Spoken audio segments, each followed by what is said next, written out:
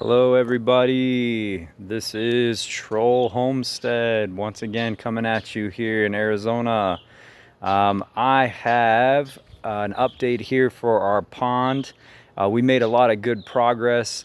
One of my videos that I posted up there, Mr. Beast, that was me on the actual heavy equipment at night trying to make a significant hole and impact on this pond. So I had to dig down very deep, and then I had to build up the sides for the pond. So it'll be about 1.5 feet for the first level, and then down to 3.5 feet down at the bottom. So let's take a look at that.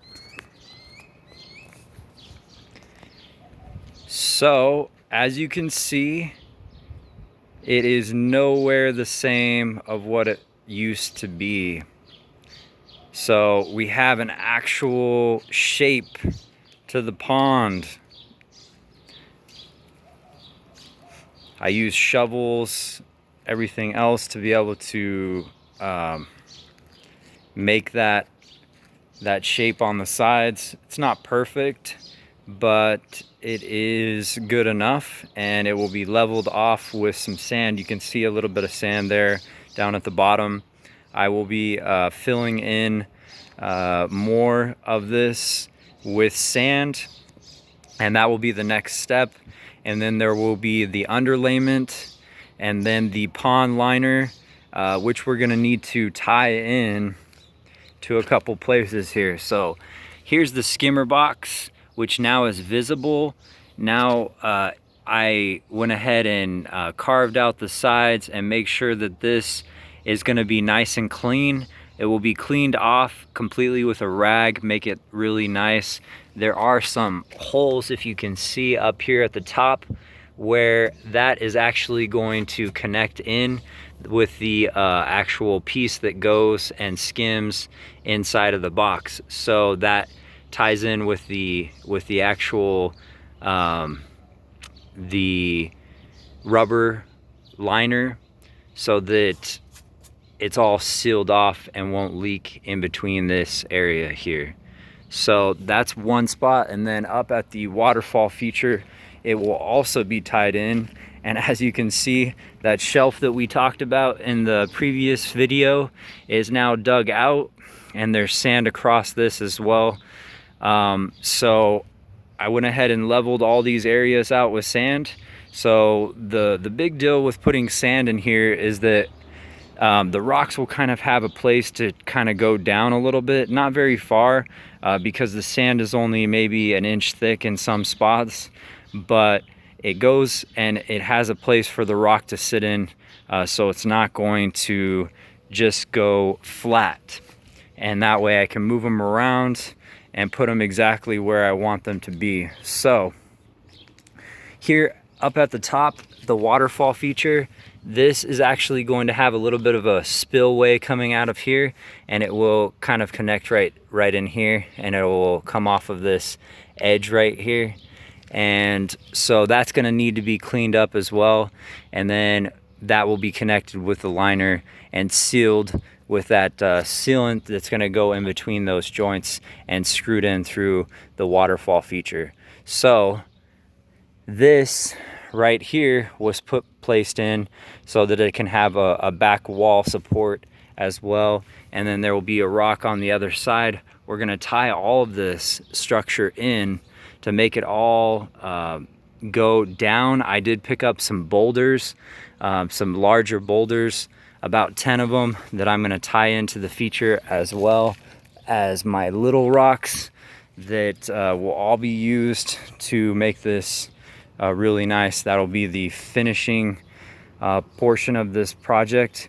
So I just wanted to also let you guys know that this, like I have said in a previous video, is a lot of work by hand as well. Even though I used heavy machinery, I did have to come back in with shovels to reshape the walls over and over again, build it up, put water with the hose.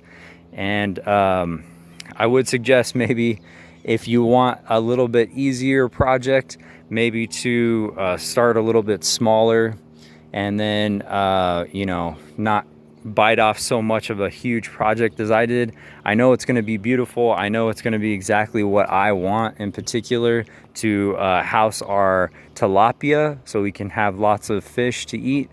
But for whoever's purposes, if it's for aesthetics, you know, if it's for a frog, a little frog pond, either way, you can get a lot of beauty out of something smaller and still get that sound, that waterfall sound that brings you peace and joy. So that's something to think about. So know the scale of your project, know how big it might actually be, that you may have to have lots and lots of hours, lots of work, lots of pain to be able to get through that project. But like I said previous, I know what the outcome's going to be. I know how beautiful it's going to be. I know that we're going to have lots of fish inside of it, and it's going to provide my family with a lot of healthy nutrients, and sustainability is going to be really important in this ecosystem that I'm building, and water is part of that. So we have a nice water feature that will supply also some nutrients back to my soil and back to my plants. So I just wanted to introduce you to a couple of new additions while we are on this video here. So this wasn't in the previous video. There's a couple of apple trees also that weren't in the previous video, and then I wanted to show you some parts of the goji berries that they're just taking off and providing me with a lot of little berries to eat. They're a little bit bitter right now because they're young plants, but it's very, very healthy for you, so I go ahead and eat them, and I give them to my chickens as well. So anyways, this is the pistachio tree. This is the male pistachio, and then there's a female pistachio over here. This is the female pistachio, just so everybody can know what's going on. And these are growing fairly decently. They do have some dryness on the edge of the leaves because the temperatures over here, they fluctuate quite a bit, and we do get a little bit of the curl and dryness on the leaves. Also, we've had a little bit of issue with some fungus, some black rot. So I've been spraying the plants down with some mixture of a couple things, some oil, some baking soda, and trying to get that under control. It is kind of difficult to do. It may have to be treated more than one time to try to kill off that spreading fungal infection on the leaves. So this is going to be my Beverly Hills apple tree. It's doing really nicely from when I put it in the ground. I need to add some mulch down at the bottom because when I came through here with the excavator, I kind of messed up some of the sides. So there is good soil underneath here, but it's all, you know, messed up right now. So I need to fix it, add some compost and stuff like that onto the top with leaves and organic matter to try to make that better once again to what it should be. So then we have over here, this is going to be another apple tree that you have not seen, and this one is going to be a pink lady apple. So these have been doing really well. It did have some fruit set on it that it falls off because it's kind of immature, and it does that on its own sometimes because it's trying to put off new growth instead of trying to develop that little apple that wants to hang on for dear life sometimes, but then it just falls off. So there's that. And then I just want to go up here and let you see all the flowers that are coming off of this thing. And I mean, the goji berry bush, it or wolfberry, whatever you want to call it, is so productive. These are really tiny plants. I did not put these in here very long ago. As you've seen in previous videos, is that I was talking about just putting them in, and that was, you know, barely a couple of months. And these have been putting off new flowers, producing new fruit every single day. So I'm talking hundreds of these little berries that I've been able to collect and harvest on a daily basis. So it's pretty impressive. So I'll just come over here and show you some of the fruit set that comes off of here. So it's really beautiful, red, vibrant set of a berry here, and it is bitter, as I said earlier, but it is delicious as well, kind of a cross between a tomato and a pepper. And then it has a little bit of a sweetness to it, but that's just because it's a young plant. We'll see what the flavor is like when it gets bigger. But that's just a few of the berries, and you can see the new growth right here that's nice and green. So I'll pick off some, and then I come back 1 or 2 days later, and boom, there's some more berries for me to pick. So I'm so happy with the production of these plants. They look a little bit you know, unhappy in some spots, but that's just normal. They actually shed their leaves quite rapidly. So in this heat, they do enjoy the heat, but it's a lot of varying temperatures, like I said. So sometimes they'll drop some leaves here and there, but they're doing really well. The other personal note to this is I've been able to share some goji berries with my mom. These are anti-cancer properties in these particular plants, and I'm so happy to be able to share some of those fruits with my mom. She's had to struggle a lot with cancer, and that's why I've grown a bunch of these so that I can share some with her.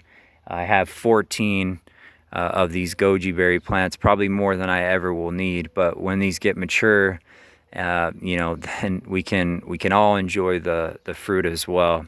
But just as a side note, if you have any family and you want to have a healthy alternative to some of the medicines and things like that to give to your family and help them, this also reduces blood pressure, and it also controls insulin and helps you to better digest in the body the sugars to have it go through the bloodstream. So it is a super fruit, as super fruits go. So wolfberry / goji berry, one of the best things that I have in my homestead here to provide us with some much needed nutrients.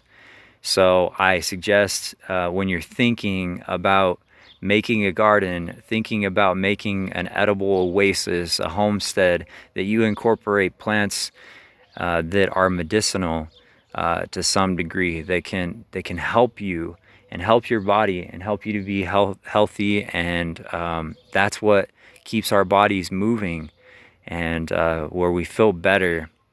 I can let you guys know that I eat less and less meat all the time, because the more good food that I put in my body, it makes a huge difference on my appetite. I don't even crave meat as much, and when I eat it, it's not as satisfying as it once was, because I'm replacing it with added nutrients that I need really badly in my diet. So I just wanted to flip this around and kind of face you guys here for a second, is that healthy living is contagious. When you start to make positive decisions in your life and you start to realize, man, I don't really need that much meat, and you start to detoxify your body and eat more fruits and vegetables as nature intended it to be.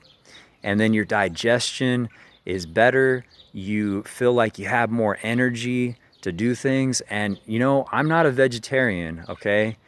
But I do enjoy some meat, but it's not the same anymore. It doesn't have the same flavor. It doesn't have the same you know, desirable properties to it, you know, as it once was.